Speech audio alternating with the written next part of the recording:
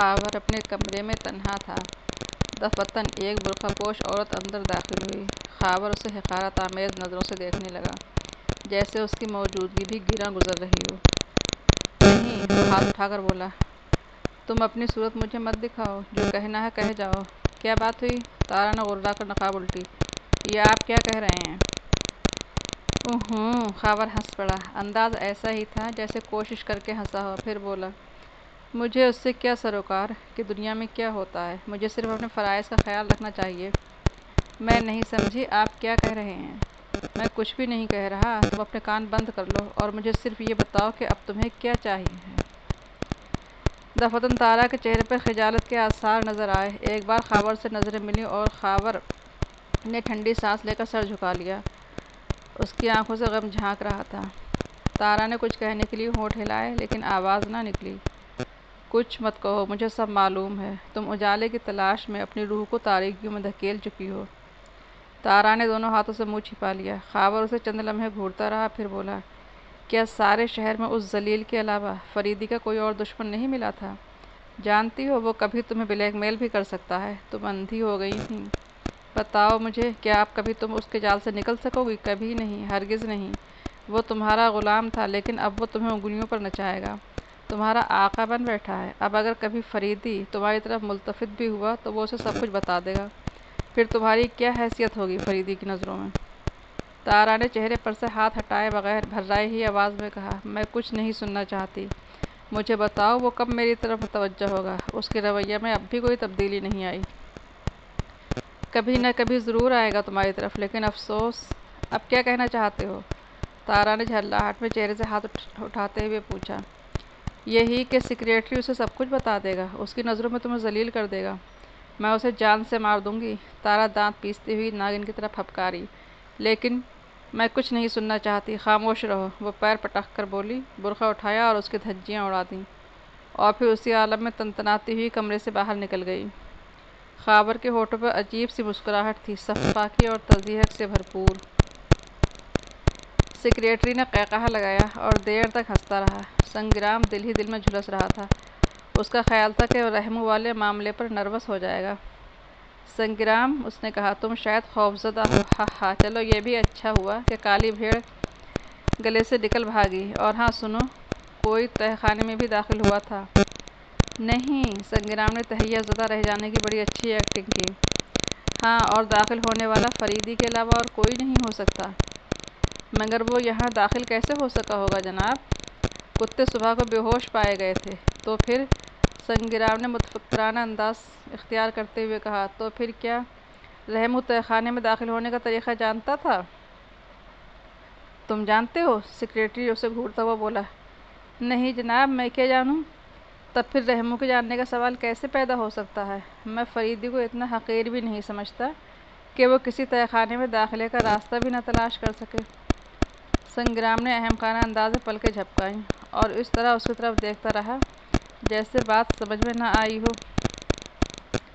لیکن سیکریٹری لاپرواہی کے انداز میں شانوں کو جنبش دے کر بولا، وہ اب بھی میرا کچھ نہیں بگاڑ سکتا۔ جب چاہوں اسے ایک حقیر کیڑے کی طرح مسل کر رکھ دوں۔ ٹھیک ہے سرکار، لیکن میں نے یا میرے آدمیوں نے تو اسی رات کے بعد سے کمپاؤنڈ کے باہر قدم ہی نہیں نکالا، محض اس لیے کہ کہیں اس کے شکاری کتے ہمارا خاتمہ ہی نہ کر دیں۔ سیکریٹری مٹھیاں بھینچ کر بولا، وہ تم میں سے کسی کی طرف آنکھ اٹھا کر بھی نہیں دیکھ سکتا، کیونکہ تم درگوری اسٹیٹ کے نمک خوار ہو۔ یقین نہ ہو تو تجربہ کر کے دیکھ لو۔ اور پھر تم ڈرتے کیوں ہو؟ اب وہ اس شہر میں نہ دکھائی دے گا۔ کیوں؟ میں ان آفیسروں کے تبادلے کرا دیتا ہوں جو مجھے پسند نہ ہوں۔ مگر سرکار، ایسے موقع پر جب اس کی بات گر رہی ہو، وہ استعفے تک پیش کرنے کو تیار رہتا ہے۔ اس کے بعد تو وہ اور بھی زیادہ آسانی سے مارا جا سکے گا۔ دیکھیے، سنگرام نے ٹھنڈی سانس لی، تم اتنے مایوس کیوں ہو؟ سیکریٹری نے اسے گھورا۔ میں اسے سال ہر سال سے جانتا ہوں جناب، کئی بار اسی کے ہاتھوں شکست کھا کر سلاخوں کے پیچھے جا چکا ہوں۔ تب تو تم ہی اسے قتل بھی کرو گے۔ اب خوش ہو جاؤ۔ کاش! سنگرام پھر ٹھنڈی سانس لے کر خاموش ہو گیا۔ سیکریٹری ہنستا ہوا اٹھ گیا۔ اسی رات پرنسس تارا اپنی خوابگاہ میں سونے کی تیاری کر ہی رہی تھی کہ کسی نے باہر سے دروازے کو ہولے ہولے کھٹکھٹایا۔ کون ہے؟ اس نے بند دروازے کو گھورتے ہوئے اونچی آواز میں پوچھا۔ خادم، باہر سے آواز آئی اور تارا کے ہونٹ نفرت سے سکڑ گئے۔ اس نے سیکریٹری کی آواز بآسانی پہچان لی تھی۔ میں سونے جا رہی ہوں، وہ غرائی۔ سرے شام ہی یور ہائنس، باہر سے آواز آئی۔ جاؤ، فضول باتیں نہ کرو، تارا جھلا گئی۔ ذرا اسے بھی ملاحظہ فرمائیے، باہر سے آواز آئی، اور پھر دروازے اور فرش کے درمیانی رکھنے سے ایک لفافہ اندر سرک آیا۔ تارا تیزی سے آگے جھکی اور اسے اٹھا کر کھولنے لگی۔ یہ ایک تصویر تھی جس پر نظر پڑتے ہی تارا کے اوسان بجا نہ رہے۔ ہاتھ کانپے اور تصویر گرفت سے نکل کر فرش پر جا پڑی۔ دیکھا آپ نے، باہر سے آواز آئی، آپ کا چہرہ کیمرے کے سامنے ہے اور خد و خال اتنے واضح ہیں کہ ایک بچہ بھی آپ کو بآسانی پہچان سکے گا، اور میری پشت کیمرے کی طرف ہے، اس لیے میری پہچان لیے جانے کا سوال ہی نہیں پیدا ہوتا۔ تارا کچھ نہ بولی، اس کا چہرہ زرد پڑ گیا تھا اور وہ بری طرح ہانپ رہی تھی۔ سنیے، باہر سے آواز آئی، جس دن بھی آپ نے میرا کوئی مطالبہ ٹھکرا دیا، وہ آپ کی عزت اور نیک نامی کا آخری دن ہوگا۔ اس تصویر کی ہزاروں کاپیاں درگوری اسٹیٹ میں مفت تقسیم کر دی جائیں گی۔ تارا کی حالت ابتر ہوتی جا رہی تھی۔ خاور کے الفاظ اس کے کانوں میں گونج رہے تھے۔ کیا سارے شہر میں اس ذلیل کے علاوہ فریدی کا اور کوئی دشمن نہیں ملا تھا؟ جانتی ہو، وہ کبھی بھی تمہیں بلیک میل کر سکتا ہے۔ کیا آپ کبھی تم اس کے جال سے نکل سکو گی؟ کبھی نہیں، ہرگز نہیں۔ اس کے کانوں میں سیٹیاں سی بجتی رہیں، دماغ جھنجھلاتا رہا۔ آنکھوں کے سامنے سیاہ رنگ کے گنجان دائرے تیزی سے گردش کر رہے تھے۔ پھر وہ لڑکھڑاتے ہوئے قدموں سے آگے بڑھی اور دروازے کی چٹکنی گرا دی۔ بابا، میں ڈوب رہی ہوں، رشیدہ خاور کے سامنے دو زانو بیٹھی گڑ گڑا رہی تھی۔ اسے بچائیے، خدا کے لیے بچائیے، وہ بہت کم ہوش میں رہتا ہے۔ مجھے ڈر ہے کہ کہیں انسپکٹر فریدی اسے پاگل خانے نہ بھجوا دے۔ کیوں؟ بس بیٹھے بیٹھے اٹھتا ہے، کپڑے پھاڑ کر باہر نکل جاتا ہے، اور پھر انسپکٹر فریدی کی کوٹھی کا ہی رخ کرتا ہے، اور وہاں اس سے جو حرکت سرزد ہوتی ہے اسے پاگل خانے بھجوا دینے کے لیے کافی ہوگی۔ کیا کرتا ہے؟ کوٹھی پر پتھراؤ، حلق پھاڑ پھاڑ کر گالیاں دیتا ہے انسپکٹر کو۔ کئی بار وہ اسے پکڑوا کر فلیٹ میں بھجوا چکا ہے۔ اب سنا ہے کہ اگر اس سے ایسی حرکت سرزد ہوئی تو وہ اسے پاگل خانے ہی بھجوا دے گا۔ یہ دنیا بڑی خود غرض ہے بیٹی۔ ہاں، مجھے علم ہے کہ اس کا دماغ قابو میں نہیں، لیکن اس بربادی کا باعث بھی فریدی ہی بنا ہے۔ یہ پولیس آفیسر کبھی کسی کے ہوئے ہیں؟ میں تمہیں بتاؤں، شاید نہ جانتی ہو، ندامت نے اس کا دماغ الٹ دیا ہے۔ اس نے فریدی کے کہنے میں آ کر میرے خلاف سازشیں تیار کی تھیں، لیکن پھر ندامت نے اس کا سر جھکا دیا۔ تم ڈرو مت بیٹی، وحیدہ بانو شاید تمہاری راہ میں اب نہ آ سکے۔ ستاروں کی چال بدل گئی ہے، لیکن اس کی ذہنی حالت اعتدال پر کیسے آئے گی؟ مجھے اس کی پرواہ نہیں کہ میری جگہ کسے ملے گی، میں تو اسے اچھی حالت میں دیکھنا چاہتی ہوں۔ تم بہت گریٹ لڑکی ہو، خاور نے کہا۔ اچھا ٹھہرو، میں دیکھتا ہوں کہ تم کس طرح اس کے کام آ سکو گی۔ خاور نے آنکھیں بند کر لیں۔ تقریباً 5 منٹ تک کمرے کی فضا پر بوجھل سی خاموشی مسلط رہی۔ پھر خاور نے آنکھیں کھول کر بھررائی ہوئی آواز میں کہا، ایک ہی تدبیر ہے، لیکن تم سے یہ نہ ہو سکے گا، بڑا کٹھن کام ہے۔ تمہاری دلیرانہ افتادِ طبع سے بھی واقف ہوں۔ تم 10 آدمیوں پر متواتر گولیاں برسا سکتی ہو، پھر بھی عورت ہو، عورت تاریکی اور ویرانہ، ناممکن ہے کہ تم خوفزدہ نہ ہو جاؤ۔ میں اس کے لیے جان بھی دے سکتی ہوں بابا۔ اچھا تو سنو۔ ایک ایسا تالاب تلاش کرو جس کے کنارے جامن کا درخت ہو، اتنا نزدیک کہ اس کا سایہ تالاب پر پڑ سکے۔ انور کی ایک ایسی ٹوپی چاہیے جسے اس نے کم سے کم 3 سال تک استعمال کیا ہو۔ میں ایک نقش دوں گا، اسے ٹوپی کے اندر رکھ کر تالاب کے کنارے جا بیٹھنا۔ منگل کی رات ہونا چاہیے، گھڑی بالکل صحیح وقت دے رہی ہو، جیسے ہی 12:01 ہو، ٹوپی میں تالاب کا پانی بھر لینا، مگر نہیں، تم ایسا نہیں کر سکو گی، شہر میں تمہیں ایک بھی تالاب نہ مل سکے گا۔ ظاہر ہے کہ اس کے لیے تمہیں ویرانوں ہی کا رخ کرنا پڑے گا۔ نہیں لڑکی، اس چکر میں نہ پڑو، 12 بجے رات، ویرانہ، اور پھر تمہیں تالاب بھی ایسا تلاش کرنا پڑے گا جس کے کنارے جامن کا درخت بھی ہو۔ رشیدہ تنی کھڑی خلا میں گھور رہی تھی، پلکیں جھپکائے بغیر۔ دفعتاً اس کے ہونٹ ہلے اور دھیمی سی آواز نکلی، میں اس کے لیے سب کچھ کر سکتی ہوں، سب کچھ۔ پھر جھرجھری سی لے کر اس طرح چونکی جیسے گہری نیند سے جاگی ہو۔ خدا تم پر رحم کرے، خاور نے بھررائی ہوئی مغموم آواز میں کہا۔ اچھا، آج سنیچر ہے، دوشنبے کو مجھ سے نقش لے جانا، اسی وقت ہدایات بھی دوں گا۔ میں بے حد شکر گزار ہوں گی بابا، زندگی بھر آپ کا یہ احسان یاد رکھوں گی۔ اچھا بس اب جاؤ، یہ میری عبادت کا وقت ہے، خاور نے کہا اور آنکھیں بند کر لیں۔ رشیدہ چند لمحے کھڑی کچھ سوچتی رہی، پھر مغموم انداز میں دروازے کی طرف مڑ کر پنجوں کے بل بے آواز چلتی ہوئی کمرے سے باہر آ گئی۔ رات کے 9 بجے تھے اور یہ پہلا اتفاق تھا کہ کیپٹن عصمت کی گاڑی فریدی کی کوٹھی کے کمپاؤنڈ میں داخل ہوئی تھی۔ فریدی نے متحیرانہ انداز اختیار کر کے اس کا استقبال کیا، لیکن وہ فریدی کو گھورے جا رہا تھا۔ آخر کچھ دیر بعد بولا، آج حشرات العارض کی بین الاقوامی نمائش کا پہلا دن تھا۔ جی ہاں، سنا تھا میں نے بھی۔ یہ تم نے کیا کیا فریدی؟ عصمت کی آواز کانپ رہی تھی۔ میں نہیں سمجھا جناب۔ نمائش میں تمہارے نام کا بھی ایک اسٹال ہے؟ جی ہاں، میرے پاس بھی کچھ نایاب نمونے تھے۔ مجھے بھی کبھی حشرات العارض کی موضوع سے دلچسپی رہی ہے۔ دفعتاً عصمت کا چہرہ سرخ ہو گیا۔ ایسا معلوم ہو رہا تھا جیسے وہ کچھ کہنا چاہتا ہو، لیکن غصے کی زیادتی کی وجہ سے مناسب الفاظ کے انتخاب کا سلیقہ فنا کر بیٹھا ہو۔ کچھ دیر بعد وہ میز پر ہاتھ مار کر بیٹھا۔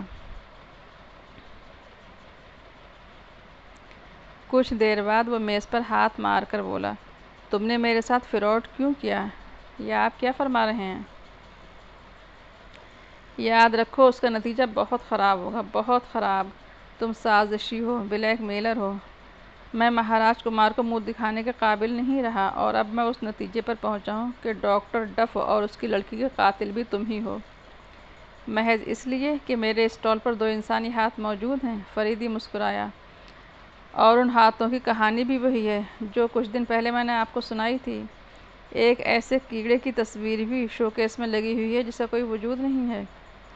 عصمت اسے گھورتا رہا۔ فریدی پھر بولا، بس آپ دیکھتے جائیے کہ چوہا کس طرح آتا ہے چوہے دان میں۔ پھر تم نے مجھ سے جھوٹ کیوں بولا تھا کہ ڈاکٹر ڈف کے یہاں تمہیں کچھ بھی نہیں ملا تھا؟ یہ حقیقت تھی سپر۔ پھر یہ ہاتھ کہاں ملے؟ فریدی کچھ کہنے ہی والا تھا کہ ایک ملازم نے کسی کا کارڈ چاندی کی چھوٹی سی کشتی میں رکھ کر پیش کیا۔ اوہ مہاراج کمار! فریدی کارڈ دیکھ کر مسکرایا۔ مہاراج کمار! عصمت اچھل پڑا۔ اوہ فریدی، تم نے مجھے کہیں کا نہ رکھا۔ فریدی اٹھتا ہوا بولا، ہمیں برآمدے میں چلنا چاہیے کیونکہ وہ آپ کے دوست ہیں۔ وہ دونوں برآمدے میں آئے۔ مہاراج کمار کو اب پرجوش انداز میں ریسیو کیا گیا۔ عصمت کچھ جھیپا سا نظر آیا، البتہ فریدی بے حد اسمارٹ لگ رہا تھا۔ پھر وہ ڈائننگ روم میں آ بیٹھے۔ مہاراج کمار کے دونوں مسلح ADC باہر ہی ٹھہرے تھے۔ عصمت نے محسوس کیا کہ مہاراج کمار کا موڈ بھی درست نہیں ہے اور وہ فریدی کو اس طرح گھور رہا تھا جیسے پہچاننے کی کوشش کر رہا ہو۔ یہ ایک ادھیڑ عمر کا ایک وجیہہ اور باروب آدمی تھا۔ تم ہی انسپکٹر فریدی ہو؟ آپ کا خیال درست ہے، فریدی مسکرایا۔ فرمائیے، میرے لائق کوئی خدمت؟ تم کیا چاہتے ہو؟ مہاراج کمار کی غرغراہٹ کمرے میں گونجی۔ میں آپ کا مطلب نہیں سمجھ سکا۔ دفعتاً مہاراج کمار نے ریوالور نکال لیا اور اسے فریدی کی طرف کرتے ہوئے کہا، کیپٹن عصمت، یہ بڑی اچھی بات ہے کہ تم بھی اس وقت یہاں موجود ہو۔ جس بلیک میلر کا تذکرہ میں نے کیا تھا وہ یہی ہے۔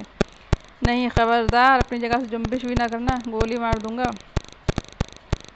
آپ کو خواہ وہم ہو رہا ہے کہ میں جنبش کرنے کی زحمت گوارا کروں گا، کیونکہ یہ ریوالور خالی ہے اور آپ کا ہرگز نہیں ہے۔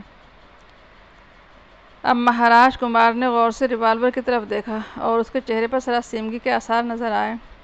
سپر پلیز، فریدی نے عصمت کو مخاطب کیا، یہ میرا سرکاری ریوالور ہے، آج ہی غائب ہوا تھا۔ ریوالور مہاراج کمار کے ہاتھ سے چھوٹ پڑا اور فریدی نے قہقہہ لگایا۔ پرواہ مت کیجیے، اس نے سنجیدگی سے کہا، مجھے علم تھا کہ آپ بہت غصہ ور آدمی ہیں۔ آپ کا کارڈ دیکھتے ہی میں نے اندازہ کر لیا تھا کہ آپ کہاں سے اور کس موڈ میں آئے ہوں گے، لہٰذا یہ رہا آپ کا ریوالور۔ فریدی نے اپنی جیب سے ہاتھی دانت کے دستے کا نکل پالشڈ خوبصورت سا ریوالور نکالتے ہوئے کہا۔ پھر وہ ریوالور بڑے احترام کے ساتھ مہاراج کمار کے سامنے پیش بھی کر دیا گیا۔ مہاراج کمار کے چہرے پر بوکھلاہٹ کے آثار بڑے مسکہ خیز تھے۔ عصمت بھی مسکرایا۔ پھر مہاراج کمار گڑبڑا کر بولا، میں نے تمہیں کہیں دیکھا ہے اور کچھ ایسا جان پڑتا ہے جیسے بہت زیادہ دیکھا ہے، لیکن کہاں، یاد نہیں آتا۔ آپ نے میرے ڈیڈی کو دیکھا ہوگا، فریدی نے لاپرواہی سے کہا۔ کیا مطلب؟ مجھے علم ہے کہ میرے ڈیڈی نواب عزیز الدین خان۔ عزیز الدین خان؟ مہاراج کمار اچھل کر کھڑا ہو گیا۔ نواب عزیز الدین، بائی گاڈ، انہی سے مشابہ ہو وہ تمہارے ڈیڈی؟ جی ہاں۔ اور یہ انسپکٹری، ان باتوں کو چھوڑیے، ہاتھ اب میرے قبضے میں ہیں۔ لیکن محض ہاتھ ہی تو سب کچھ نہیں۔ بائی دی وے، سپر عصمت نے یہ کیس رازداری کا حلف لینے کے بعد میرے سپرد کیا تھا اور میں اس عرصے پر کام کرتا رہا ہوں، اور اب اس منزل میں ہوں کہ ہاتھ میرے قبضے میں آ چکے ہیں۔ ہاں سپر، آپ بھی سنیے، یہ ہاتھ مجھے ڈف کے تہہ خانے میں نہیں ملے تھے۔ پھر عصمت بھی کچھ نروس سا نظر آنے لگا تھا۔ تا وقتیہ پوری طرح ثبوت فراہم نہ کر لوں، کسی کا نام لینا مناسب نہیں سمجھتا، وہ مہاراج کمار کی آنکھوں میں دیکھتا ہوا بولا، اور مہاراج کمار نے گڑبڑا کر اس کے چہرے سے نظریں ہٹا لیں۔ لیکن فریدی نے کچھ دیر ٹھہر کر کہا، جب تک کہ مجھے پورے حالات کا علم نہ ہو جائے، میں اس بلیک میلر کا کیا بگاڑ لوں گا؟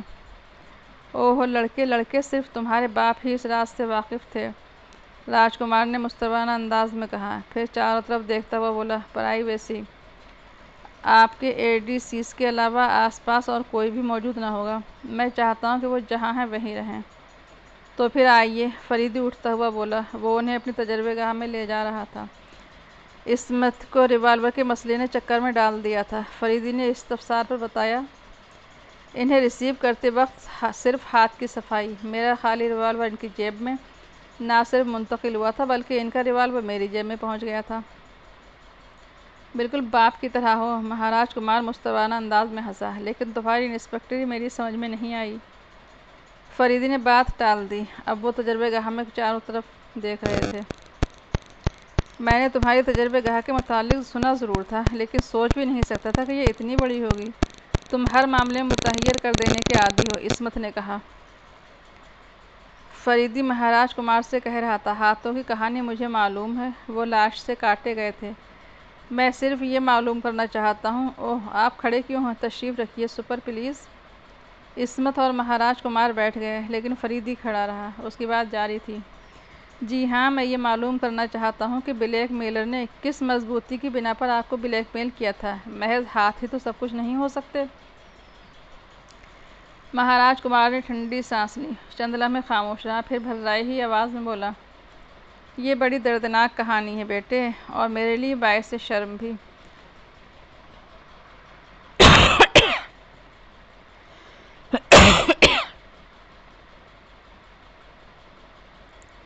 لیکن جو کچھ بھی ہوا میری لا علمی میں ہوا۔ یہ تو تمہیں معلوم ہی ہوگا کہ میرے والد صاحب کو بعض الزامات کے تحت معزول کر کے اسٹیٹ مجھے سونپی گئی تھی، اور والد صاحب یورپ چلے گئے تھے۔ انہیں وظیفہ ملتا تھا، لیکن چونکہ بے حد فضول خرچ آدمی تھے، اس لیے وہ ان کے لیے ناکافی ہوتا تھا، ضدی بھی تھے۔ بہرحال ان کے وہ مصارف جو وظیفے سے نہیں پورے ہوتے تھے، میں پورے کرتا تھا۔ ان کا ذاتی سرمایہ بھی تھا، لیکن زیادہ دنوں نہ چل سکا۔ پھر انہوں نے قرضے لینے شروع کیے، ان کی ادائیگی بھی میرے ہی ذمہ تھی، ادا ہو جاتے۔ ایک بار کسی بات پر اتنا خفا ہو گئے کہ وظیفے کے علاوہ اور دوسری رقومات لینے سے انکار کر دیا، میری شکل تک دیکھنے کے روادار نہ رہے۔ وہیں سے ان کی بربادی کا دور شروع ہوتا ہے۔ میری امداد کو تو ٹھکرا ہی چکے تھے، لیکن اپنی عادت میں کوئی تبدیلی نہ کر سکے تھے۔ نتیجہ یہ ہوا کہ انہیں اپنے دونوں ہاتھ کسی بلیک میلر کے ہاتھوں فروخت کر دینے پڑے۔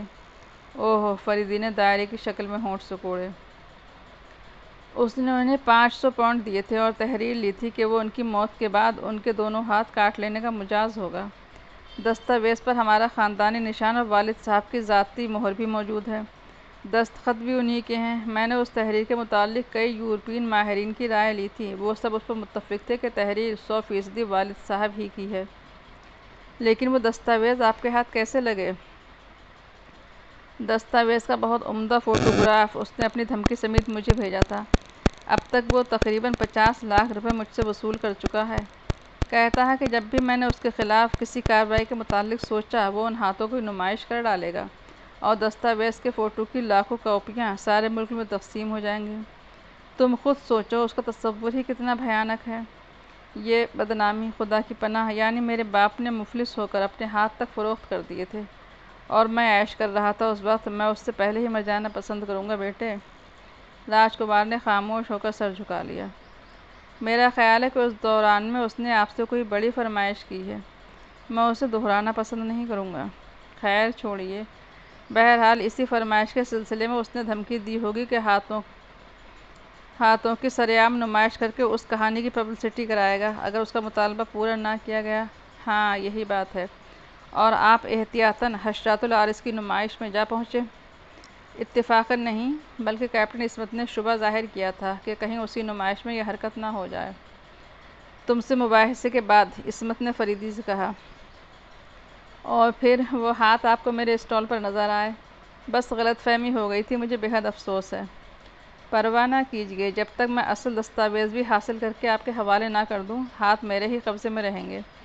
مجھے کوئی اعتراض نہیں، مگر سنو، تم نے یہ حرکت کس بنا پر کر ڈالی؟ ان ہاتھوں کو نمائش میں رکھنے کی کیا ضرورت تھی؟ عصمت نے سوال کیا۔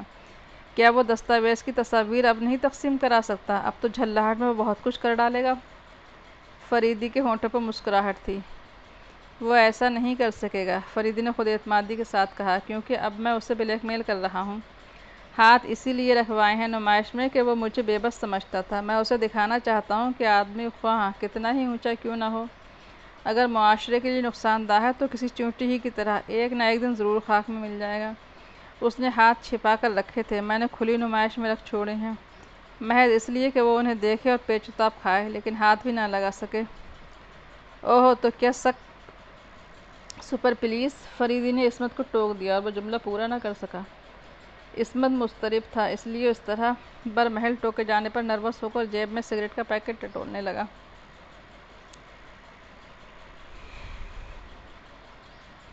ایک بار تو رشیدہ سچ مچ ڈر ہی گئی۔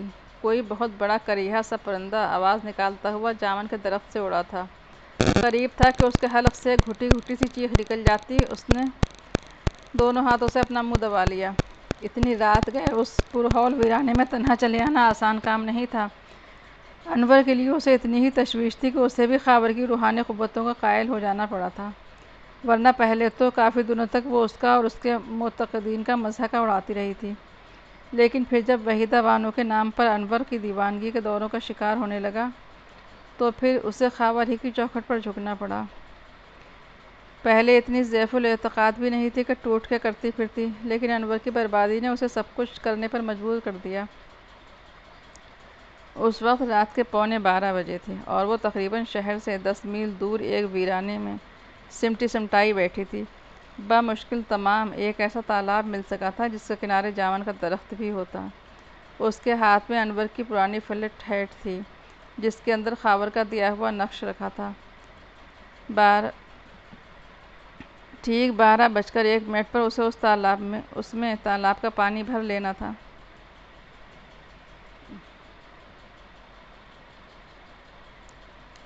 اس کے ہاتھ میں انور کی پرانی فلٹ ہیٹ تھی جس کے اندر خاور کا دیا ہوا نقش رکھا تھا۔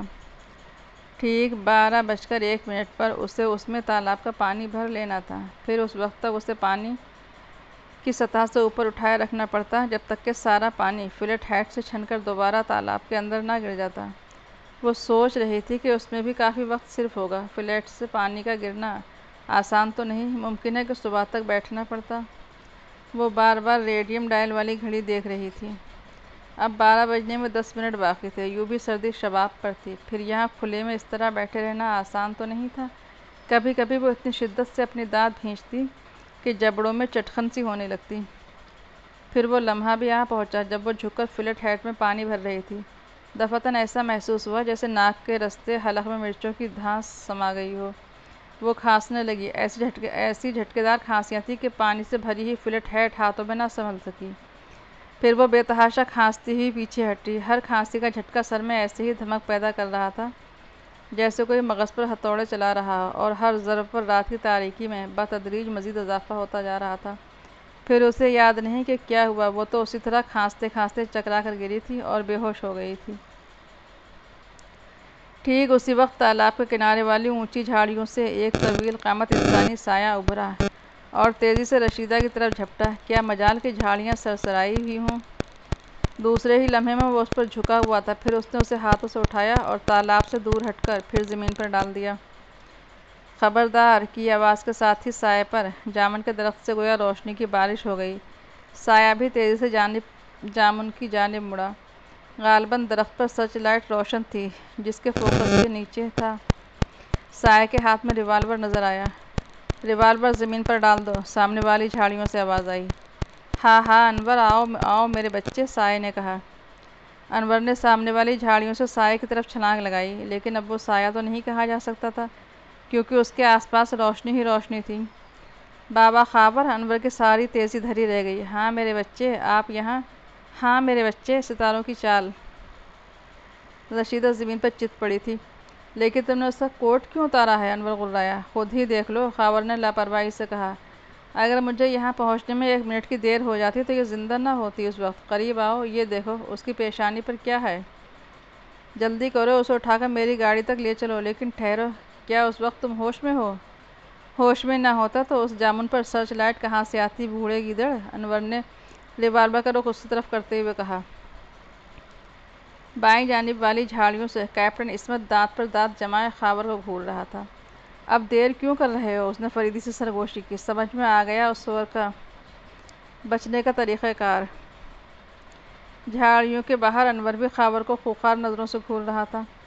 بے وقوف لڑکے، خاور نے پرسکون لہجے میں کہا، تم اس وقت بھی ہوش میں نہیں ہو؟ تمہارے ریوالور کی گولی میرے جسم سے اس طرح گزر جائے گی جیسے کوئی چیز پانی میں گرتی ہوئی پانی کی سطح دوبارہ اپنی اصلی حالت پر آ جاتی ہے۔ کرو فائر، احمق کہیں کے! یہ بے وقوف تو ڈر کے مارے بے ہوش ہو گئی، ورنہ میں نے اسے یہی دکھانے کے لیے یہ اسکیم بنائی تھی کہ انور تمہیں اور مجھے کس طرح بے وقوف بنا رہا ہے۔ اندھے لڑکے، میں غیر فانی اور لامحدود ہوں۔ بلاؤ اپنے آدمیوں کو اور کر گزرو جو کچھ کرنا چاہتے ہو۔ کیا میں تنہا کافی نہیں تمہارے لیے؟ انور کا لہجہ زہریلا تھا۔ میرے ساتھ کوئی بھی نہیں ہے۔ پھر یہ سرچ لائٹ، یہ اسی لیے لگائی گئی تھی کہ تمہاری تصویر آسانی سے لی جا سکے۔ تو اب مجھے بھی بلیک میل کرو گے؟ خاور ہنس پڑا۔ ہاں یہ دیکھو، انور نے شانے سے لٹکے ہوئے کیمرے کی طرف اشارہ کیا۔ میں نے اس وقت تمہاری تصویر لی ہے جب تم رشیدہ کا کوٹ اتار رہے تھے۔ اچھی بات ہے، وہ غرایا۔ جہنم میں جاؤ، میں جا رہا ہوں، تم مجھے ضرور بلیک میل کرنا۔ وہ مڑا ہی تھا کہ انور نے ریوالور جیب میں ڈالتے ہوئے اس پر چھلانگ لگائی۔ لیکن خدا کی پناہ، خاور تو اس طرح پلٹا تھا جیسے سر کے پچھلے حصے پر بھی 2 آنکھیں رکھتا ہو۔ اس کا ہاتھ انور کی کنپھٹی پر پڑا اور انور تیورا کر گر پڑا۔ انور سے اندازے کی غلطی ہوئی تھی، لہٰذا یہ حملہ غیر متوقع ہی ثابت ہوا۔ نتیجہ ظاہر ہے، ہاتھ ایسا ہی جچا تلا تھا کہ وہ پھر نہ اٹھ سکا۔ ذہن اندھیرے میں ڈوبتا ہی چلا گیا۔ چند لمحوں کے بعد وہ بھی رشیدہ ہی کے پاس بے ہوش پڑا تھا۔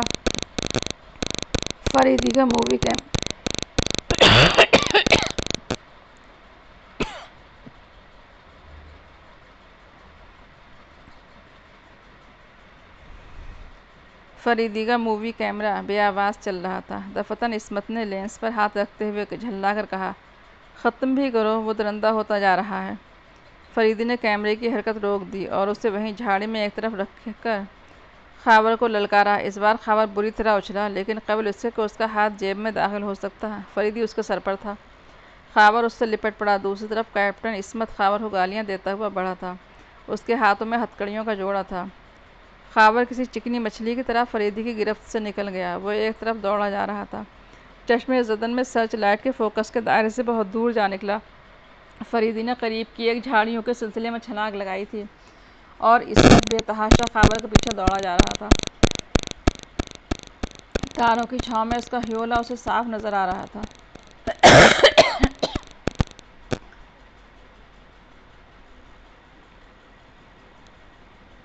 یک بیک عصمت کو خیال آیا کہ کہیں وہ پلٹ کر فائر نہ کر دے۔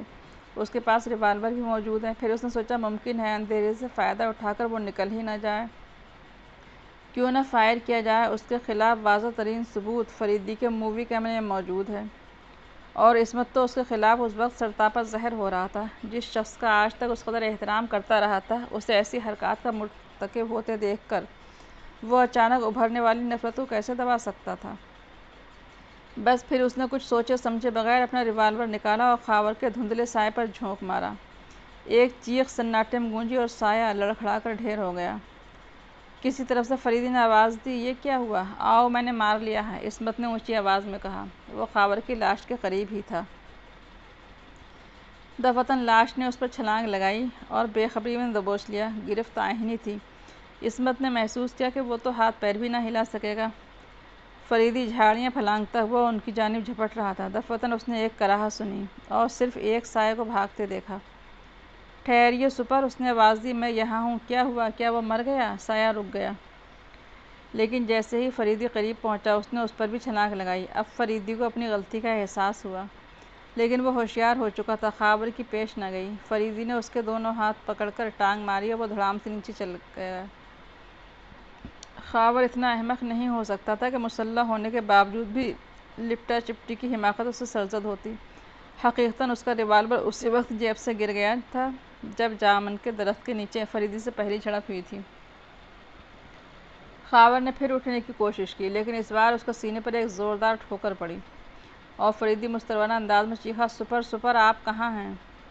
لیکن کوئی جواب نہ ملا۔ اس نے پھر پکارا لیکن بے سود۔ پھر وہ خاور سے بھیڑا ہوا اسے پکارتا ہی چلا گیا۔ آخر اس نے خاور سے کہا، ذلیل آدمی، میں ہوشیار ہوں، تمہارا حربہ مجھ پر کامیاب نہیں ہو سکے گا، اب آخری سفر کے لیے تیار ہو جاؤ، میں تمہیں کتے کی موت مار ڈالوں گا۔ خاور دانت پیس کر غڑغڑایا، لیکن شاید اسے اپنا کوئی مقابل بھی پہلی ہی بار ملا تھا۔ یک بیک فریدی نے اسے دونوں ہاتھوں پر بلند کر کے زمین پر دے مارا۔ خاور کی چیخ کریہ اور طویل تھی۔ انگریز آئی جی کیپٹن اسمتھ کی لاش کو آنکھیں پھاڑ پھاڑ کر دیکھ رہا تھا۔ مگر یہ مرا کیسے؟ اس نے فریدی سے پوچھا۔ اس کا جواب یا تو پوسٹ مارٹم رپورٹ دے سکے گی یا مسٹر سکتر، فریدی نے برا سا منہ بنا کر کہا۔ کیا بک رہے ہو؟ آئی جی اس پر چڑھ دوڑا۔ میں ٹھیک کہہ رہا ہوں، فریدی نے خاور کی طرف اشارہ کیا جو ایک کرسی میں رسی سے جکڑا ہوا تھا۔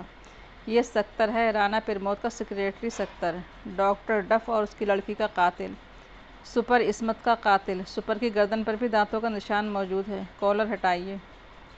آئی جی مستربانہ انداز میں لاش پر جھکا اور پھر سیدھا کھڑا ہوتا ہوا بولا، ہاں نشان ہے، مگر تم نے سکتر سکتر کی کیا رٹ لگا رکھی ہے؟ فریدی اسے کوئی جواب دیے بغیر آگے بڑھا اور خاور کے ہاتھ ہی جیسے کان پکڑ کر کھینچنے لگا، لیکن خاور کے چہرے پر کرب یا تکلیف کے آثار نہ دکھائی دیے، زبان سے بھی کچھ نہ نکلا۔ وہ تو سکتے کسی حالت میں تھا۔ یہ کیا بے ہودگی ہے؟ آئی جی گرجا، میری موجودگی میں تشدد نہیں جناب۔ فریدی مڑ کر پرسکون انداز میں مسکرایا، اگر میں کسی کی آستین پکڑ کر کھینچوں تو اسے تشدد نہیں کہیں گے، البتہ بد اخلاقی ضرور ہے۔ کیا کہہ رہے ہو؟ آستین کھینچی تھی میں نے، یہ دیکھیے۔ فریدی خاور کے گریبان میں ہاتھ ڈال کر چاروں طرف کچھ ٹٹولنے لگا۔ خاور اب بھی کسی بت ہی کی طرح بیٹھا تھا، آنکھوں کی پتلیاں تک جنبش نہیں کر رہی تھیں، پلکیں جھپکانا تو بڑی بات۔ دفعتاً دوسرا ہاتھ بھی گریبان ہی میں رینگ گیا اور اب فریدی کچھ اس طرح زور کر رہا تھا جیسے کسی چیز کو اس کی جگہ سے اکھاڑنے کی کوشش کر رہا ہو۔ یک بیک خاور کے چہرے سے ایک چھلکا سا اتر گیا۔ مسٹر سکتر، آئی جی بوکھلا کر دو چار قدم پیچھے ہٹ گیا۔ مسٹر سکتر، فریدی نے طویل سانس لی اور بے تعلقانہ انداز میں دوسری طرف دیکھنے لگا۔ پھر خود اس نے سکوت توڑا۔ وہ کہہ رہا تھا، اگر اتفاقاً مجھے اس آدمی کی انگلیوں کے نشانات نہ دستیاب ہو جاتے تو شاید میرے فرشتے بھی اندازہ نہ کر سکتے کہ خاور ہی سکتر بھی ہو سکتا ہے، اس پر ایک شخص ڈینی کے قتل کا الزام بھی عائد کیا جا سکتا ہے۔ دوسرے لوگ سکتر کو حیرت سے دیکھ رہے تھے کیونکہ اس کے اصل کان غائب تھے اور اس کی جگہ صرف دو سوراخ نظر آ رہے تھے، غالباً اسی لیے وہ اس قسم کی پگڑی استعمال کرتا تھا جس کے نیچے کانوں کے سوراخ چھپ سکتے اور کانوں کی غیر موجودگی بھی نہ ظاہر ہو سکتی۔ یہ جنسی جنونی ہے، فریدی اسے گھورتا ہوا بولا، اس لیے دوہری زندگی گزار رہا تھا۔ اس کے گرد عورتوں کی بھیڑ رہتی تھی، ایک طرف وہ انہیں کسی راہ پر لگاتا تھا اور دوسری طرف سکتر ہی یا خاور کی حیثیت سے وہاں موجود ہوتا تھا، عورتوں کو بے ہوش کر دینے کے لیے ایک قسم کا خواب آور صفوف استعمال کرتا تھا۔ ادھر کچھ دنوں سے بہت زیادہ محتاط ہو گیا تھا، یعنی میرے خوف سے سکتر کی حیثیت سے باہر نہیں نکلتا تھا، اس لیے اس وقت ہم نے اسے خاور ہی کے روپ میں دیکھا تھا، ورنہ خاور کے روپ میں کسی پر حملہ نہ کرتا ہوگا کیونکہ دوست سکتر، مگر اب تمہارے حلق سے آواز نہ نکل سکے گی۔ لیکن خلاف توقع لوگوں نے سکتر کا قہقہہ سنا۔ وہ کہہ رہا تھا، تم جیت گئے، واقعی بڑے جیالے ہو، میں دل سے تمہاری قدر کرتا ہوں، اور ہاں میں ہوں جنسی جنونی ہوں، اذیت رساں ہوں، ایذا طلب ہوں، لذت کا متلاشی، خواہ وہ کسی صورت میں ملے۔ اس نے خاموش ہو کر سسکاری لی اور اس کی آنکھیں نیم واسی نظر آنے لگیں، نشے میں ڈوبی ہوئی خوابناک سی، بالکل ایسا ہی لگ رہا تھا جیسے وہ کسی لذت انگیز تصور سے لطف اندوز ہو رہا ہو۔ کچھ دیر بعد اس نے بھررائی ہوئی آواز میں کہا، میں قاتل ہوں، تم صرف 3 کی بات کر رہے ہو، میں درجنوں کا قاتل ہوں، کاش تم میں سے کوئی اس وقت بھی میرے دانت اپنے جسم میں چبھتے محسوس کر سکتا۔ اس نے دانت پر دانت جما کر سسکاری لی، آنکھیں کچھ اور نشیلی ہو گئیں۔ کمار مہاراج بہت نروس نظر آ رہا تھا۔ ایسا معلوم ہوتا تھا جیسے وہ خود اپنے لیے پھانسی کے احکام کا منتظر ہو۔ آپ خواہ پریشان ہیں، فریدی مسکرایا۔ بلا شبہ وہ پھانسی پا جائے گا، لیکن یقین کیجیے کہ آپ کے معاملات اس کی زبان پر نہیں آئیں گے۔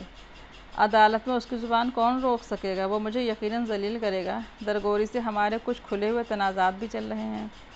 آپ مطمئن رہیے، وہ قطعی زبان نہیں کھولے گا۔ ذرا یہ تو سوچیے کہ اس نے اسی دوران میں آپ کا راز کیوں نہیں ظاہر کر دیا جب میں نے وہ ہاتھ اپنے اسٹال پر رکھوائے تھے؟ چاہتا تو اسی وقت دستاویز کی عکسی تصویریں کم سے کم آپ کے اسٹیٹ میں تو تقسیم کرا ہی دیتا۔ مجھے خود بھی حیرت ہے کہ اس نے ایسا کیوں نہیں کیا۔ نہیں کر سکتا ہے۔ اسے خدشہ لاحق ہے کہ میں اس کی روح کو شاید دوسری دنیا میں بھی سکون سے نہ رہنے دوں۔ کیا مطلب؟ یہ ایک راز ہے جسے میں صرف اپنی ذات تک محدود رکھنا چاہتا ہوں۔ فریدی نے خشک لہجے میں کہا۔ میں اس سے ان ہاتھوں کے متعلق سارے کاغذات بھی حاصل کر لوں گا۔ مہاراج کمار کچھ دیر بعد چلا گیا اور پھر ملازم نے پرنسس تارا کا کارڈ پیش کیا، جو دیر سے آؤٹ ہاؤس میں ان کی منتظر تھی، لیکن ملازم کو ہدایت کر دی تھی کہ مہاراج کمار کی موجودگی میں اس کا کارڈ پیش نہ کیا جائے۔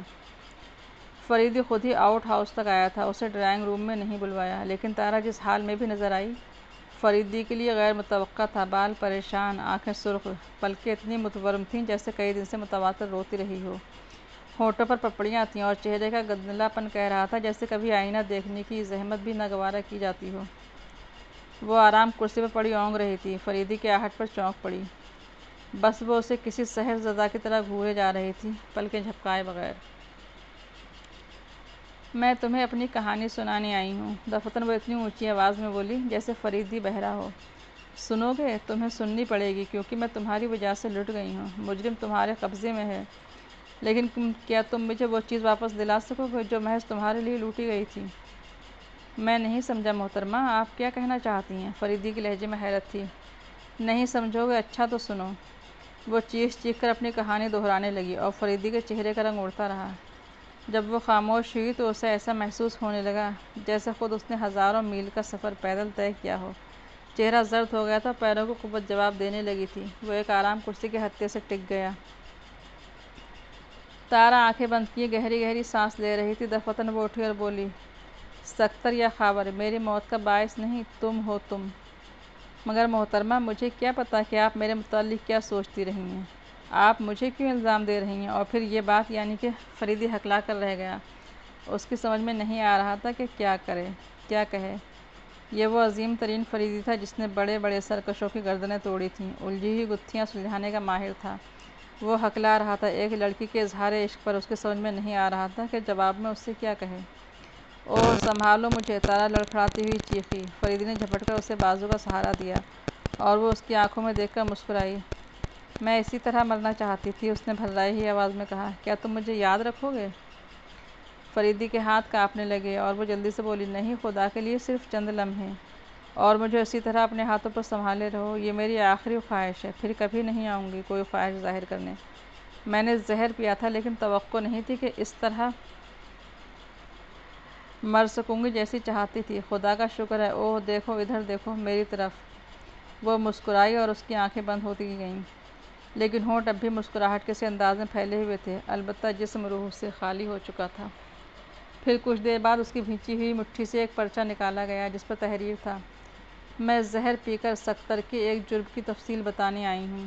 انسپکٹر فریدی کا میری موت سے کوئی تعلق نہیں۔ میں انسپکٹر فریدی کو سب کچھ بتا دوں گی۔ تارا آف درگوری اسٹیٹ۔ فریدی دروازے کی سلاخیں پکڑے سکتر کو خونخوار نظروں سے گھور رہا تھا۔ میں مہاراج کمار کو خاک میں ملا دوں گا، سکتر آنکھیں نکالے کہہ رہا تھا۔ ذرا عدالت میں تو پیش ہونے دو مجھے۔ تارا نے زہر کھا لیا، مر گئی، فریدی نے پرسکون آواز میں کہا۔ کیا؟ سکتر دہاڑ کر اٹھا۔ ہاں رانا پرمود۔ اوہ! وہ لڑکھڑاتا ہوا پیچھے ہٹا اور دیوار سے ٹک کر ہانپنے لگا۔ فریدی نے اسے گھورتے ہوئے کہا، رانا پرمود، اب صرف میں ہی اس راز سے واقف ہوں کہ تم رانا پرمود ہو۔ وہ بوڑھا بھی تمہارے ہی ہاتھوں مارا جا چکا ہے جو تمہارے راز سے واقف تھا۔ وہ درگوری کے ویلنگٹن ہوٹل میں اس وقت مارا گیا تھا جب میرے آدمی اس سے ایک سربند لفافہ حاصل کرنے کے لیے وہاں اس کے منتظر تھے۔ لفافہ درگوری پولیس کے انسپکٹر نے غائب کر کے تم تک پہنچا دیا تھا اور تم مطمئن ہو گئے تھے کہ تمہارا راز مجھ تک نہیں پہنچ سکتا، لیکن یہ تمہارا وہم ہے۔ آج سے 10 سال پہلے مجھے تمہارے متعلق جرمنی کے ڈاکٹروں سے معلوم ہوا تھا، وہی ڈینٹسٹ جس نے تمہارے لیے زہریلا دانت 2500 پاؤنڈ میں بنایا تھا۔ بہرحال اس وقت مجھے تمہاری ذات سے کیا دلچسپی ہو سکتی ہے؟ میں نے تمہیں 70 کی حیثیت سے کبھی بھی نہیں دیکھا تھا، صرف نام سنا تھا، لیکن یہ حقیقت ہے کہ خاور کے چہرے پر مجھے پلاسٹک میک اپ کا گمان بھی نہیں تھا۔ اگر ایک بار تم بھی مجھے کہیں نظر آ گئے ہوتے تب تو میں یقینی طور پر خاور کو بھی پہچان لیتا۔ بہرحال وہ بوڑھا جسے تم نے ویلنگٹن میں قتل کر دیا تھا خود ہی آیا تھا میرے پاس، کیونکہ اس نے بھی تمہیں اچانک ہی دیکھا تھا اور بس خاموش رہو، وہ ہاتھ اٹھا کر دہاڑا۔ چند لمحے دونوں ہاتھوں سے اپنا چہرہ چھپائے رہا، پھر اسی طرح چہرہ ڈھانپتے ہوئے بولا، سنو، میں بالکل بے قصور ہوں، بچپن ہی سے کریک تھا اور میرا باپ بھی جنسی جنونی تھا اور ماں بھی ایسے ہی تھی، وہ اتنے بیہودہ تھے کہ خیر ہٹاؤ۔ میں اس وقت صرف 15 سال کا تھا، میری ایک بڑی سوتیلی بہن تھی، ان دنوں فرانس سے آئی ہوئی تھی اور لندن میں ہمارے ساتھ ہی مقیم تھی۔ ایک رات جب میں ایک خادمہ کے لیے مضطرب تھا، اسی کے دھوکے میں نے اس سوتیلی بہن کا ہاتھ پکڑ لیا تھا۔ وہ چیخی تھی، باپ جاگ پڑا، وہ بہت غصہ ور بھی تھا، بس پاگل ہو جاتا تھا۔ اس نے مجھے زمین پر گرا کر میرے دونوں کان کاٹ دیے تھے۔ میں رات بھر بے ہوش پڑا رہا تھا۔ پھر یہ بات چھپائی گئی تھی، وہی بوڑھا جس نے تمہیں کچھ بتانے کی کوشش کی تھی ہمارا ملازم تھا اور میرے کان اسی کے سامنے کاٹے گئے تھے۔ اس سے رازداری کا حلف اٹھوایا گیا کہ وہ کسی سے تذکرہ کبھی نہ کرے گا۔ اس کے معاوضے کے طور پر اسے ایک بڑی رقم بھی دی گئی تھی، لیکن پھر جب اس نے مجھے سکتر کے روپ میں انسیٹ کا مرتکب ہوتے دیکھا تو تمہارے پاس دوڑا آیا ہوگا۔ کاش مجھے پہلے ہی معلوم ہوتا، میں اسے کبھی زندہ نہ چھوڑتا۔ لیکن ٹھہرو، مجھے اپنی حرکتوں پر ندامت نہیں ہے، کیونکہ مجھ پر بھی ظلم ہوا تھا، خواہ مخواہ میرے کان کاٹے گئے تھے۔ اس وقت مجھ میں بھی انسیسٹ کا رجحان موجود نہیں تھا۔ اس کے بعد پھر نہ جانے کیوں میں خطرناک قسم کا جنسی جنونی بنتا گیا۔ شاید ہی کوئی مقصد یا آبجیکٹو قسم کا ریولیوشن مجھ سے بچا ہوا۔ میں نے زہریلا دانت اسی لیے بنوایا تھا کہ خود کو ایک خونخوار اژدہا محسوس کر کے مجھے جنسی تلذذ حاصل ہوتا تھا۔ تم ڈاکٹر ڈف کے متعلق سوچ رہے ہوگے، وہ دراصل میرا رازدار تھا، وہ بھی میری ہی طرح جنسی جنونی تھا۔ پھر جب میں نے دیکھا کہ تم اس کی طرف متوجہ ہونے لگے ہو، خصوصیت سے اس وقت جب بین الاقوامی لڑائی شروع ہو رہی ہے، تو مجھے شبہ ہوا اور میں نے اس کا خاتمہ کر دیا۔ کمزور دل کا آدمی تھا، یقینی طور پر سب کچھ اگل دیتا، لیکن اب میں تم سے ایک سودا کرنا چاہتا ہوں۔ مجھے 70 ہی کی حیثیت سے مر جانے دو، رانا پرمود کی حیثیت سے نہیں۔ میں مہاراج کمار والا معاملہ اپنی زبان پر نہیں لاؤں گا، اس کے برعکس ہوا تو۔ ہاں میں جانتا ہوں تمہاری بہتری بھانجیاں اور بھتیجیاں بھی خودکشی کر لیں گی۔ نہیں، مجھے اس کی پرواہ نہیں کہ کون مرتا ہے کون زندہ رہتا ہے۔ میں رانا پرمود اپنے آباء و اجداد کی بدنامی کا باعث نہیں بننا چاہتا۔ اس خاندان کا مستقبل تاریک ہو جائے گا اگر میں نے رانا پرمود کی حیثیت سے پھانسی پائی۔ ہائے پھانسی! اس نے خاموش ہو کر سسکاری لی اور اس کی آنکھیں نشیلی ہو گئیں، جسم کانپ گیا۔ لیکن یہ خوف کی حالت تو نہیں تھی، لذت 100% کسی قسم کی لذت کا احساس تھا جس کے تحت جسم کانپا تھا، آنکھیں چڑھتی چلی گئی تھیں۔ پھر وہ آہستہ آہستہ اعتدال پر آ گیا اور اب اس کے ہونٹوں پر ایک چھپی ہوئی سی مسکراہٹ تھی اور اس نے اپنی طرف سے فریدی کا دھیان ہٹانے کے لیے ہنس کر کہا تھا، تم بہت چالاک آدمی ہو پیارے، تم میرے اس سانپ سے بھی مرعوب نہیں ہوئے تھے جو تم پر چھت سے گرا تھا۔ شاید تم نے اندازہ کر لیا ہوگا کہ چھت میں کوئی میکانزم موجود ہے۔ اس دانت کا تم پر کیوں اثر نہیں ہوتا؟ فریدی نے پوچھا۔ میں خود بھی زہریلا ہوں، نشے کے لیے سنکھیاں استعمال کرتا ہوں، پرمود نے قہقہا لگایا۔ فریدی چند لمحے اسے گھورتا رہا، پھر بولا، میرا بس چلے تو میں اپنے دانت تمہارے نرخرے میں پیوست کر دوں۔ ذلیل آدمی، تم نے میری آڑ میں تارا کا شکار کیا تھا، ورنہ کم سے کم وہ تو تم سے محفوظ ہی رہتی۔ چلے جاؤ، وہ حلق پھاڑ کر دہاڑا، چلے جاؤ، میرا موڈ خراب نہ کرو، میں اس وقت پھانسی کے تصور سے شہد نچوڑ رہا ہوں۔ اس کی آنکھیں پھر نشیلی ہو گئیں اور جسم بھی کانپنے لگا۔ فریدی سوچ رہا تھا، تارا بہرحال سکون سے مری، اگر اسے 70 کی اصلیت معلوم ہو جاتی۔ ختم شد۔